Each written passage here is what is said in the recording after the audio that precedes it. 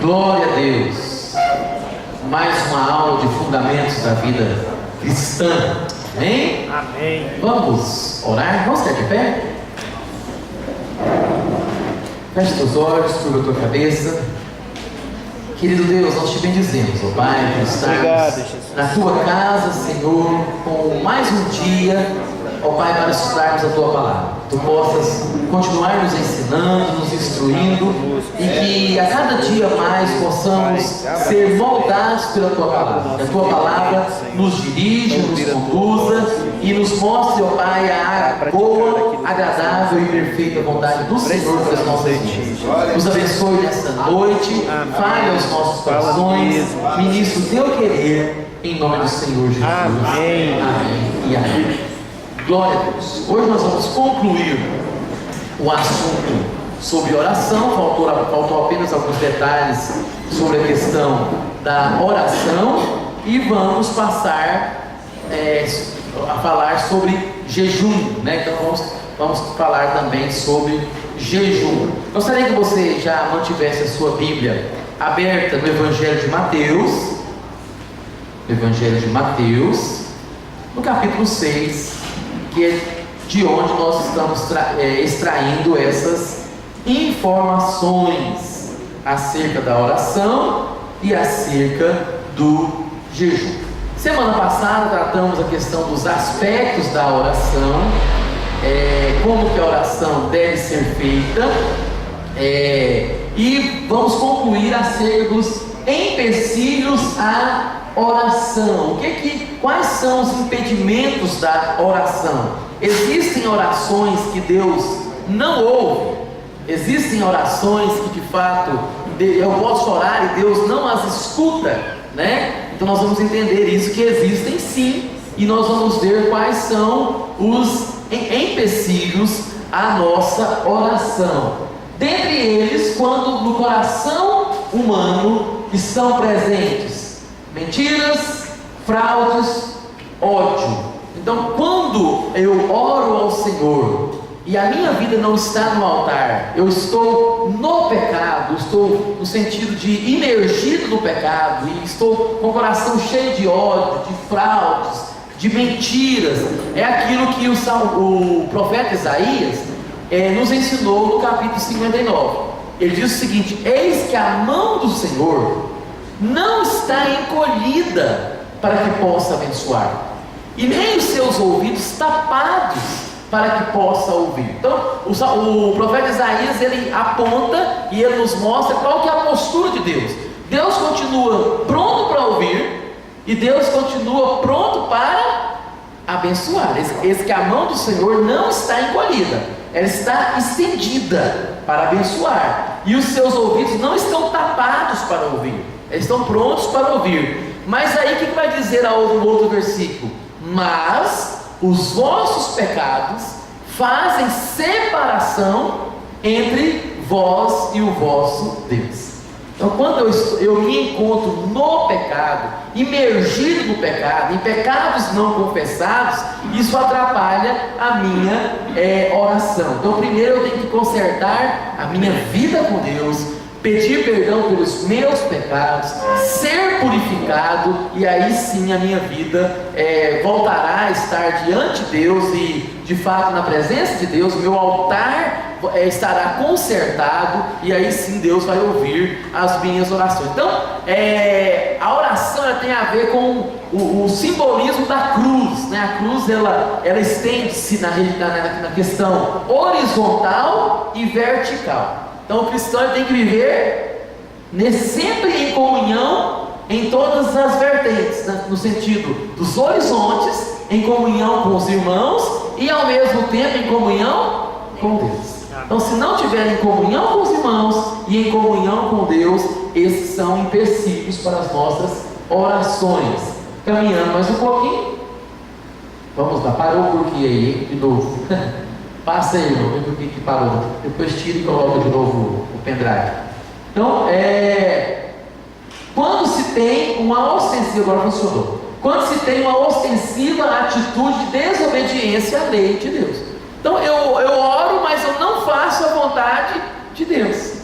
Eu faço coisas tipicamente religiosas, mas eu não estou obedecendo a Deus. E hoje nós vamos aprender o quão perigoso é trocar forma por essência.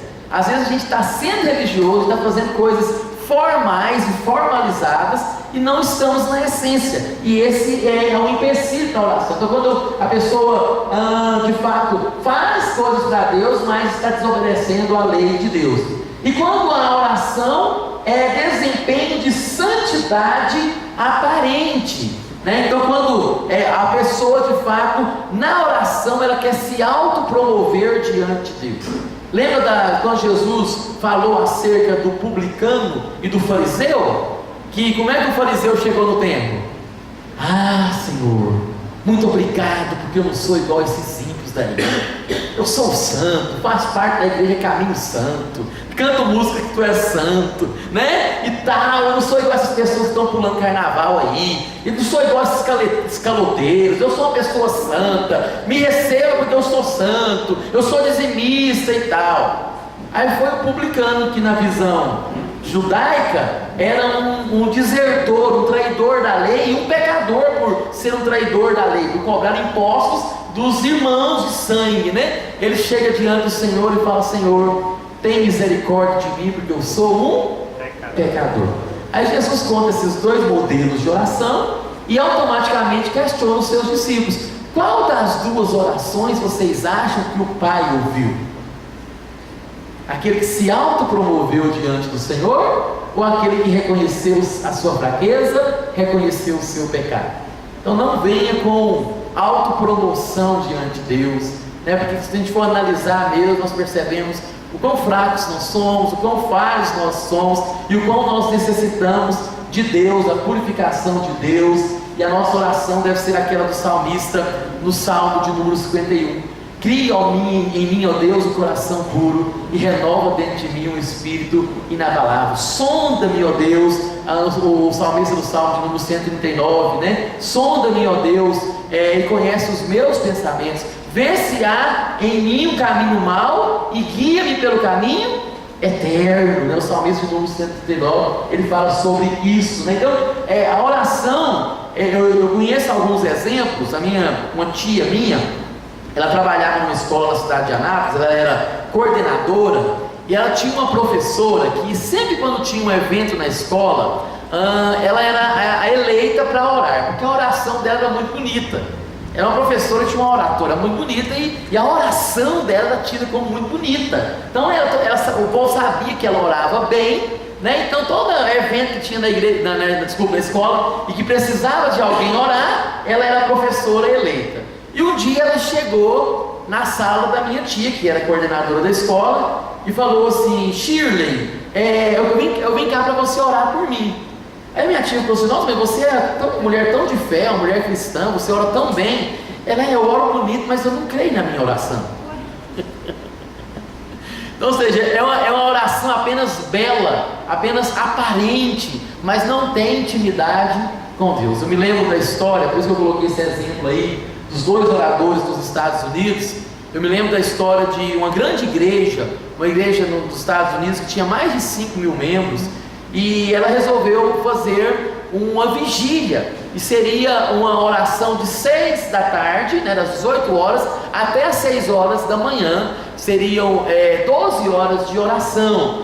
E os pastores da igreja, a liderança da igreja, fizeram a reunião, e eles tomaram a decisão de levar para essa vigília 2 grandes oradores. Então, dois grandes homens de Deus, pastores, que eram considerados como grandes homens de Deus, e homens que de fato eram homens de oração, para dirigir essa oração. O primeiro ficaria na escala de 6 horas da tarde até a meia-noite, 6 horas, então tinha que ser um homem de oração mesmo, né? E o outro dirigiria o outro período, que era de meia-noite até as 6 horas da manhã. E assim a liderança da igreja, os pastores, começaram a pesquisar, a sondar, a se informar acerca de quem nos Estados Unidos seriam esses 2 homens, né? E pesquisando, se informaram acerca de 2 nomes. Então, olha, esse é o pastor fulano de tal, que ele é considerado como um homem de oração, que tem muita intimidade com Deus, e levou um outro nome também de 2 pastores. E assim, entraram em contato com esses dois pastores e eles aceitaram o convite da igreja para dirigir essa vigília. Como estava pré-programado na escala, um dos pastores pegaria de 6 horas da tarde até a meia-noite, o outro de meia-noite às 6 da manhã. Foi o primeiro orador, que era tido e reconhecido como um grande homem de oração. E ele, de fato, ele pegou a palavra e já começou a orar, e orou, aquelas palavras bonitas e tal, e orou, esperneou, pulou, rodopiou e tal, e fez aquele negócio todo, e orou por todo mundo, e tal, e foi assim. Ele, de fato, ele ficou orando 6 horas, o irmão orou 6 horas. E as pessoas, algumas pessoas naquele momento oravam também, e outras ficaram dispersas e tal. Mas quando venceu o turno dele e passou a palavra para o outro orador pegou a palavra, debruçou no chão e falou: Senhor Jesus, tem misericórdia de nós, porque somos pecadores, e que a tua glória possa nos inundar nessa noite. Quando ele falou isso, foi como se o céu tivesse descido naquele lugar. Pessoas começaram a ser batizadas com o Espírito Santo. O agir de Deus foi tremendo naquela noite. E assim a vigília, que era para terminar às 6 horas da manhã, foi até o meio-dia, porque o pastor teve que tomar a palavra e falou assim: ó, irmão, vamos embora, já venceu o nosso horário, tem 6 horas. O que nós tiramos lição disso, queridos? Só dizia, era de algo retórico, era algo de boca para fora, mas não tinha intimidade. Enquanto que o outro só fez uma oraçãozinha, né, e pediu que Deus manifestasse a sua glória, e de fato Deus o ouviu. Então é porque ele tinha intimidade com Deus. Tem um período, queridos, na Bíblia, que nós chamamos, depois nós vamos estudar na matéria chamada Panorama do Novo Testamento, mas esse período é chamado de interbíblico, que é um período de 400 anos que se dá essa página branca que tem na sua Bíblia, e a maioria das editoras deixam de forma proposital uma página branca do Antigo para o Novo Testamento. Não é uma questão apenas estética, né? Vamos deixar uma página branca. A maioria das Bíblias tem esse critério, porque são 400 anos de silêncio profético. Deus ficou 400 anos sem levantar nenhum profeta em Israel. O último dos profetas tinha sido Malaquias, e depois de Malaquias só veio João Batista. Quando João Batista começou a pregoar, as pessoas: uau, um profeta em nosso meio, porque já tinha 400 anos que Deus não falou nada, não usou profeta nenhum, no que diz respeito às escrituras, né, algo canônico, algo inspirado por Deus. Mas nesse período tinha um grupo chamado de Hassidim. Os Hassidim, eles eram um povo zeloso, que eles são oriundos da época de Esdras e Neemias. Esdras e Neemias, eles fizeram uma reforma quando eles voltaram da Babilônia, reconstruíram o templo e de fato restauraram a comunhão de Israel com Deus, fizeram uma reforma da lei, fizeram um repacto com o povo de Deus, e incentivou o povo a voltar a ler a Bíblia, a Torá, a lei do Antigo Testamento e tal. E por mais que tenha um período de silêncio profético, esse povo não deixou de adorar a Deus. E tinha esses Hassidim, que Flávio José, que é um historiador judeu, que ele narra a respeito desse grupo de pessoas, que eram os Hassidim, que a Bíblia já não trata deles. Quando Jesus veio, esse povo já tinha sido extinto já, né? Ou eles se transformaram em outros grupos, né? E alguns deles até mesmo desviados da palavra, desviados da intimidade de Deus. Mas na época dos Hassidim, que foi nesse período, tinha um homem chamado Hanina Medoça. Hanina Medoça era um homem que tinha tanta intimidade com Deus, tanto temor de Deus, que ele ia para o templo de Jerusalém orar. Ele entrava de frente para o altar, e quando ele ia sair em relação ao santo lugar, ao santo dos santos, porque ele não era sacerdote, ele não podia entrar no santo dos santos, né? Mas quando ele ia no templo orar, ele se virava para o santíssimo lugar, e quando ele ia sair, ele não virava de costas, tanto temor que ele tinha de Deus. Ele saía de ré, né? Igual caranguejo, andando para trás, né? De tanto temor que ele tinha de Deus. Mas o historiador Flávio José conta em um dos seus livros que ele ia a Jerusalém orar em períodos semelhantes aos períodos de Elias, em que se havia muita escassez de chuva, e ele ia para Jerusalém orar para pedir a Deus chuva, e às vezes tinha 2 anos que não chovia em Israel. Israel sempre foi ruim de chuva, e até hoje assim é. A geografia de Israel não ajuda muito nessa área de chuva, né? Lá falta tem tanta falta d'água, que um lago lá, que é talvez o tamanho aqui do lago de Serra da Mesa, ou também talvez um pouco menor, é chamado de mar. Só para vocês terem uma ideia, o mar da Galileia não é um mar, é um lago, é um grande lago, né? Então falta tanta água que o pouquinho que tem eles chamam de mar, né? Então, eles estavam passando por esse período, e Hanina Medoça ele ia orar, e conta o historiador que ele chegava no templo, já tinha 2 anos que não tinha chovido, e ele ia lá e orava: Senhor, manda chuva sobre Israel. Enquanto ele estava orando, lá fora estava armando chuva. Já vinha aquelas nuvens densas de tanta intimidade com Deus. E ele saía lá fora, crendo que Deus iria responder a sua oração, olhava para o céu e percebia que o céu já estava todo nublado, as nuvens já estavam carregadas, dando aquela sensação que viria uma grande chuva. E conta que ele tinha tanta intimidade com Deus que ele voltava lá para o altar e falava: Senhor, mas não manda tempestade não, manda uma chuva tranquila. Porque ele tinha intimidade com Deus, né? Então existem pessoas que de fato, quando ora, Deus responde. Aquilo que eu disse para vocês, uma das rainhas da Inglaterra chegou a afirmar isso: eu tenho mais medo de um homem de oração, mais temor de um homem de oração, do que do exército todo contra mim, né? E isso é o que a Bíblia ensina, de fato, que Deus opera, Deus de fato Ele age por nós quando nós o buscamos. E muitas vezes, infelizmente, queridos, falta em nós, eu falo de forma abrangente e generalizada mesmo, mas falta em nós esse temor e essa reverência e essa intimidade com Deus. Às vezes a gente leva de forma tão superficial a nossa intimidade com Deus, o nosso momento com Deus. Quantas vezes a gente quer ter intimidade com Deus, mas está falando com Deus, o celular toca, a gente fala: espera aí Jesus, espera aí Deus, deixa eu atender o celular aqui, porque o celular é mais importante, né? E às vezes não é nem uma chamada, às vezes é uma mensagem do WhatsApp, é o fio, né, do WhatsApp, e você para, e como se Deus, né, espera aí, depois eu converso com o Senhor. Então essa questão do momento com Deus, da intimidade com Deus. Conta-se a história de que um dia a rainha da Inglaterra, ela queria fazer um culto ecumênico, e ela foi chamar um pastor da corte lá, que sempre era chamado pela corte para fazer cultos na Inglaterra, né? E ele era um pastor ortodoxo, né, da igreja luterana ortodoxa, e ele de fato tinha o seu momento devocional. E ele todos os dias ele ia para a igreja, e ele orava de 7 da manhã às 8, e ele prestava serviço na igreja, atendia as pessoas na igreja. E um dia a rainha da Inglaterra mandou alguém ir lá com um mandato oficial, intimando ele, e ao mesmo tempo convocando ele para essa solenidade, para esse culto que teria lá na corte. E ele então foi, né? Chegando lá, ele estava na sala de oração, ele tinha a sua sala de oração. E a secretária dele era instruída das 7 às 8, poderia acontecer o que for, não me perturbe.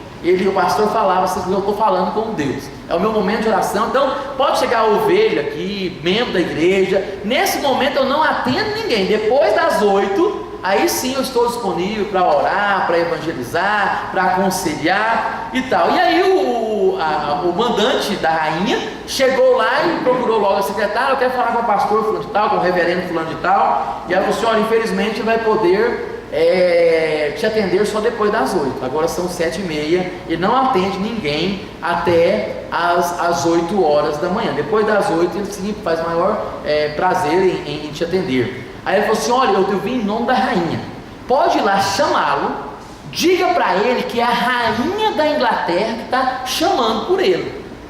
Então pode bater lá, eu estou mandando, é um mandato real. Vai lá e fala que é a rainha da Inglaterra que quer falar com ele. E aí a secretária ficou meio assim: e agora o que eu faço, né? Obedeça ao meu pastor ou agora o oficial da rainha? Aí ele ficou com medo, foi lá, bateu na porta, E ele, sem entender, porque ela nunca tinha desrespeitado isso, né?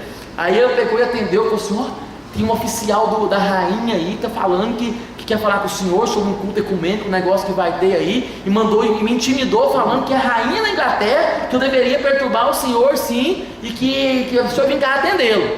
Aí ele falou assim: olha, fala para o oficial da rainha que eu estou falando com o rei do universo, depois eu vou atender. E fechou a porta e continuou a oração. Ele teve que esperar. Está entendendo? Com quem você está falando? Com quem você tem que ter intimidade? É com a rainha ou é com o rei do universo? Então, às vezes nós não colocamos Deus no lugar que Ele deve estar, não damos tempo para Deus, não damos aquilo que a Bíblia fala: buscai em primeiro lugar o reino de Deus e a sua justiça, e todas as outras coisas vos serão acrescentadas. Então, às vezes a gente faz totalmente o contrário, né? A gente busca em primeiro lugar todas as outras coisas, e se der, aí eu busco a Deus, ou quando dá, ou quando precisa, não é emergência, até o ateu vira crente, né? Então o negócio infelizmente acontece dessa forma. Então, quando existe essa questão do desempenho de santidade aparente, está falhando, não sei se é o. Deixa eu voltar aqui. Esse desempenho de santidade aparente, pode passar, irmão, por favor.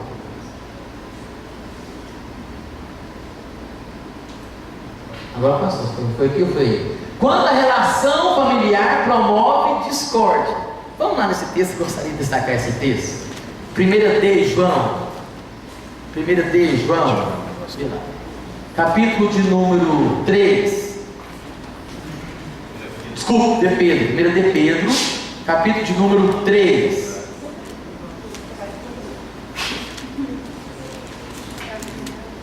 Olha aí o que diz o versículo de número 7. Maridos, vós igualmente, obrigado, vós igualmente fazer o quê?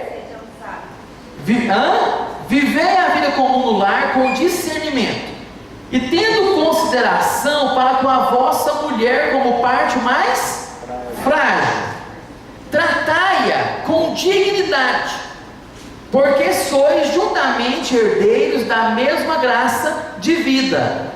Aí o que diz o apóstolo Pedro depois de falar isso? Trate a sua esposa bem, com dignidade, mantenha a harmonia no lar, né? Aí vai dizer na frente: para que não se interrompam as vossas orações.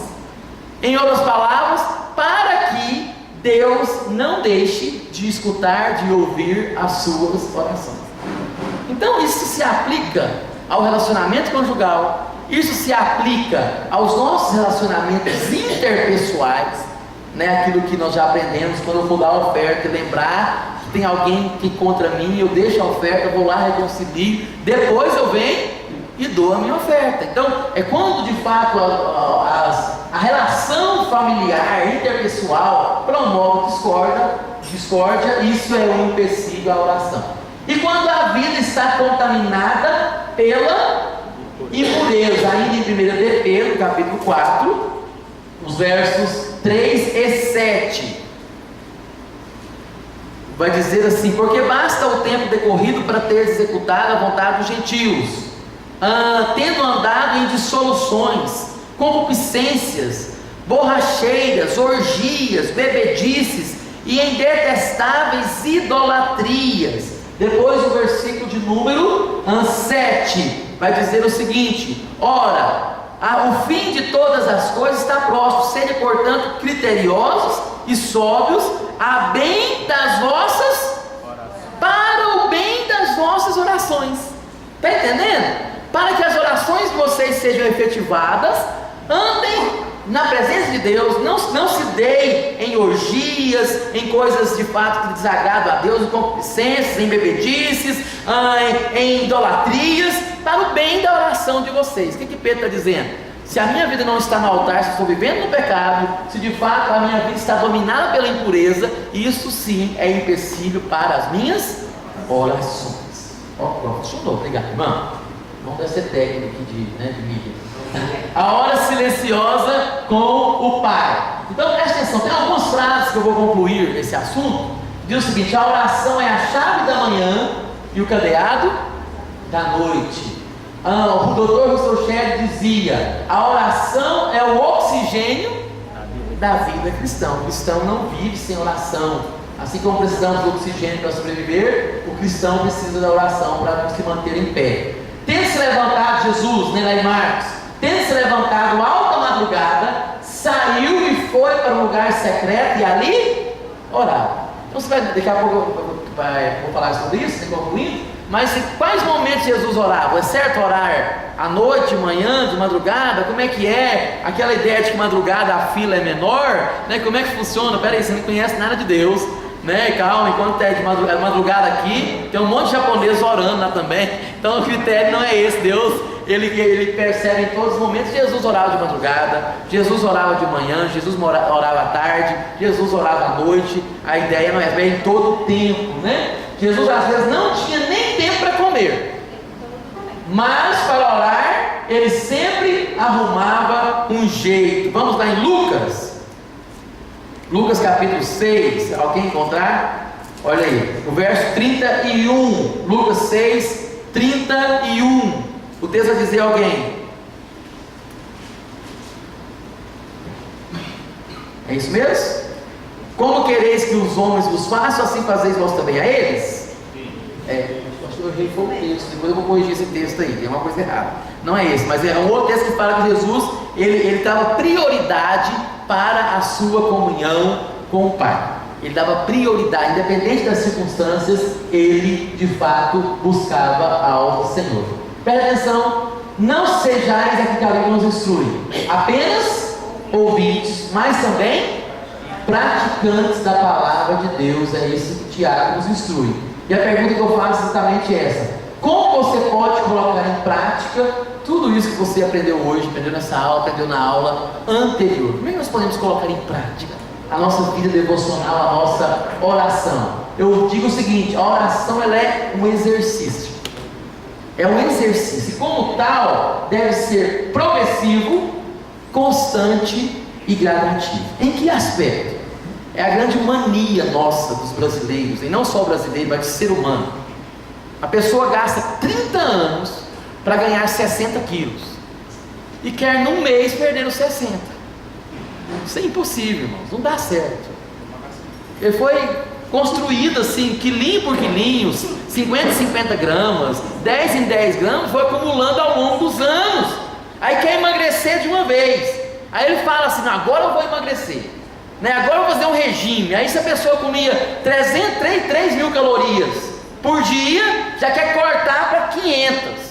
Vai dar uma baixa imunidade, você vai parar no hospital, vai dar um monte de doença. Então não faça isso, né? Assim também na oração, igual aquele que está com a vida sedentária. Não, eu preciso, né? E faz a inscrição na academia lá, é o primeiro dia, levanta peso, faz esteira, faz não sei o que lá mais, e quer fazer tudo o que não fez nos últimos 10 anos, quer fazer num dia. No outro dia nem vai à academia. Começa devagar, começa aos poucos. Assim também é na oração. Você olha para a Bíblia, olha para exemplos de homens de Deus. Ah não, o Martinho Lutero, ele orava 1 hora, 2 horas por dia. Não, vou começar orando 1 hora. Você vai dar conta, meu irmão. É exercício. Então começa aos poucos, mas começa de forma habitual. Faça um propósito com Deus. Tem pessoas que infelizmente, como cristãos, não oram nem nas refeições, não fala nem bom dia para Deus, boa tarde, boa noite, passa o dia todo assim como se Deus nem existisse. Aí chega na igreja e canta aqueles louvores: eu te amo, eu conto segundos só para te encontrar, 24 horas ainda é pouco. Pensa que Deus deve olhar lá de cima e pensa, coçar a cabeça. Que hipocrisia, né? Então começa aos poucos, fala: Senhor, eu vou todos os dias. Escolha um momento, cada um de nós tem a nossa rotina. Tem pessoas que se adaptam na oração pela manhã, tem pessoas que gostam de orar de manhã. É um dos horários, é claro, que preferidos, que dá uma ideia de prioridade mesmo e tal. Mas pastor, eu tenho que levantar às 5h30 da manhã. Levanta às 5h20, 10 minutinhos. E se habitue, não, eu tenho que orar agora 10 minutos todos os dias. E faça disso um hábito. Os especialistas dizem que algo para se tornar hábito nas nossas vidas tem que ser feito no mínimo 30 dias.